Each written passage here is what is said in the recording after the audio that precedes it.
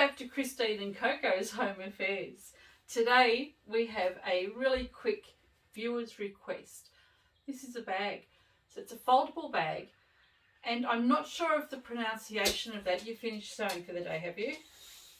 I'm not sure of the pronunciation, but I think it's called a Shupatto bag. So it's a foldable bag and it's got quite a lot of room. So I'm going to show you how to make this Shupatto bag. I've got cut this nice piece of fabric here, just a nice big floral piece of fabric, and that is 24 inches wide by 35.5 inches long. We are going to take the shorter edges and hem those. On the short side, we want to do a double fold. The first fold is 1/2 inch across and the second fold is 1.5 inches across. I'm just going to take that to the machine now and stitch all the way down this edge here, and we'll do that for both ends. So these are the short edges of the fabric. Back stitch at the beginning and the end, and we'll repeat that for the other side.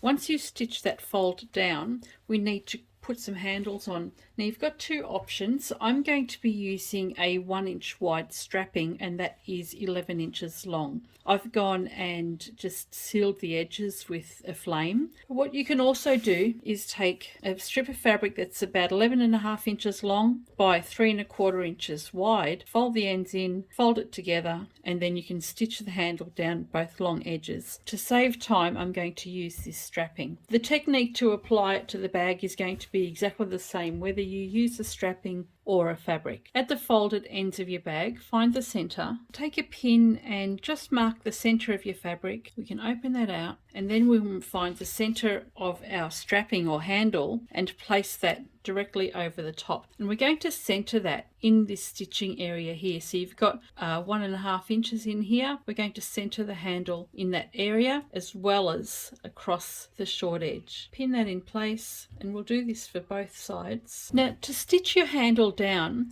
I've just laid this out flat. What we want to do from the outside edge here on the outside, we're coming up 1 inch. So we just want to stitch 1 inch here, stitch down across there, and then we're going to stitch 2 inches across here, and then we're going to stitch the diagonal. And we're going to do exactly the same thing for the other end of the bag. So we've got 1 inch across there, 2 inches across there, stitch that down and stitch that across there to meet. And this edge here, the shortest edge, is what is facing the outside of the bag. And I'll show you in a minute how that's actually going to work on that bag. So I'll stitch that outline now, and I'll do that in white so that you can see what I'm doing.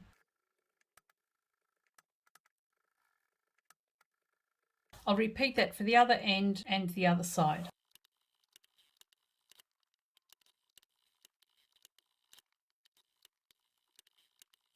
When you're actually opening your bag, or when you're carrying your bag, this is what happens, is that it allows for extra fabric to fall away from the bag without actually causing too much stress on the handles as well. So it's just a nicer way to actually get into your bag without having it just stitched straight across. I'll actually go over that in black texture later to hide it. Okay, now let's get folding. You'll need your ironing board for this next part because we've got a fair bit of ironing and folding to do. Just find the center of your fabric, so bring the edges that have got the handles on them, just bring that together. So once you've folded that in half, give that a press all the way along, just so that we've got a crease to see when we're doing all the folds, because we don't want to overlap. Now this is the fun part.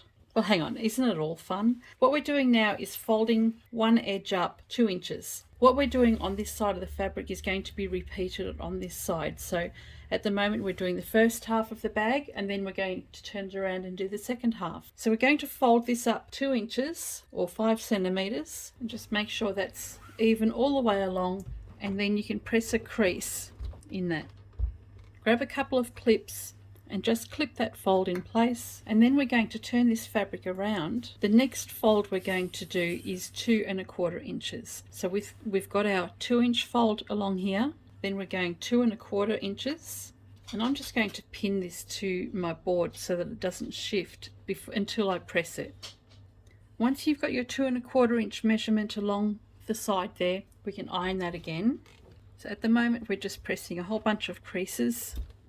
If you're using strapping, just be careful not to iron over the top of that, because it is a synthetic fabric and it'll just melt. Once you've pressed that down, take the clips and just reposition them through all the layers, hold them in place. Same at this end.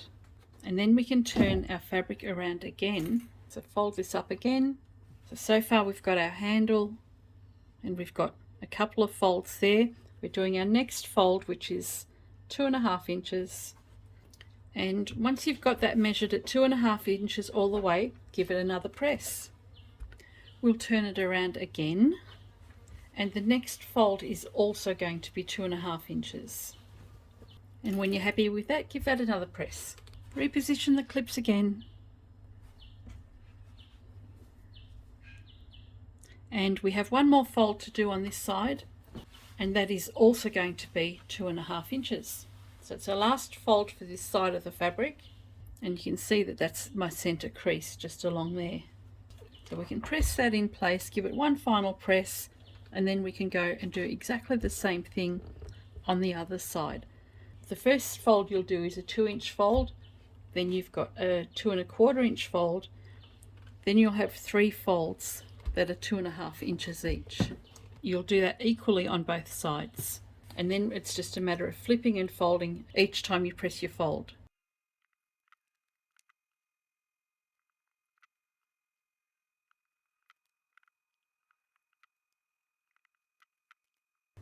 Once you've finished with all your folds, grab a piece of corded elastic. This is 10 inches long. Fold it in half, and we're going to clip or pin it in place just here, and we'll stitch that down. So the cord has been stitched in place. What we're doing now is we're going to take our whole bag and fold it in half so the handles meet each other.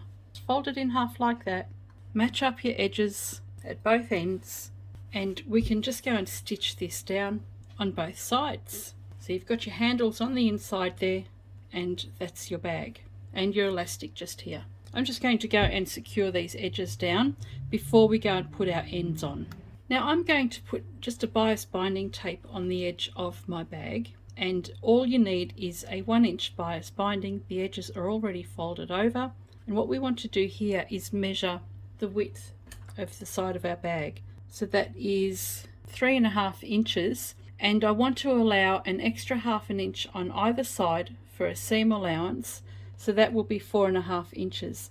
With your bias cut about 1 inch wider than the overall width of the bag, you've got your folded edges already in there. Fold it in half so that the right side of the bias is facing itself. So you're actually folding it the wrong way. We've still got these folds just there.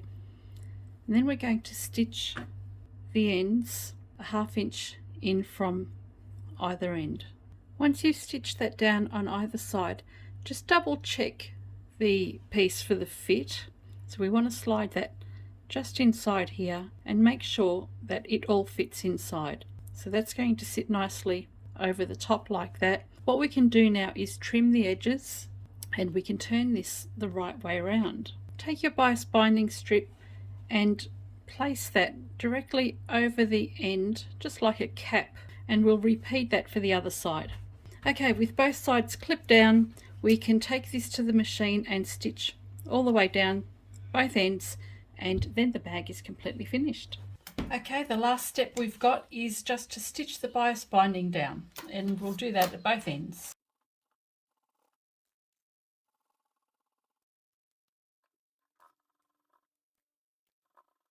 Okay, the bias ends have been stitched down, and this bag is now completely finished. So I've gone and given it a final press, and if you have a look in here, there's your handles.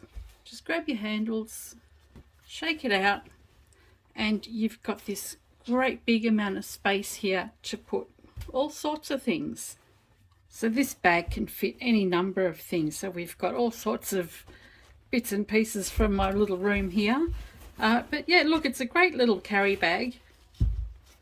Lots of space inside. Very, very easy make. And when you're finished with the bag, just find your ends, and pull it out, and everything will fold back inside itself. Find your elastic, and we can fold the ends together. Bring that in by a third, roll that over the top, and just roll the elastic straight over the top, and there's your bag, ready to store inside another bag. So there you go. What do you think? There's quite a lot of room in this bag. I mean, it's lightweight, it's airy. There's so much room in this bag. I actually think it's a great little bag. It's such a simple thing to make as well. Lots of folding, but look, one piece of fabric, and it's really, really simple to make. Grab the ends when you're finished with it. Just flick it together. Keep the elastic out. Fold it in half. And fold the ends in. And just put the elastic straight over the top. So really, really simple Shupatto bag, or a foldable bag. What did you think? Thank you to, now I've forgotten the name of the lady that requested this video, but thank you for the request. Anybody that has any other requests, I've got a massive list, so I do write them down. I am trying to get onto them, but it's slow going. I've got lots of ideas. Anyway, if you've got an idea and you want me to make it or show you how to make it, let me know. I'll add it to my list and try to get onto it as soon as possible. Catch you next time.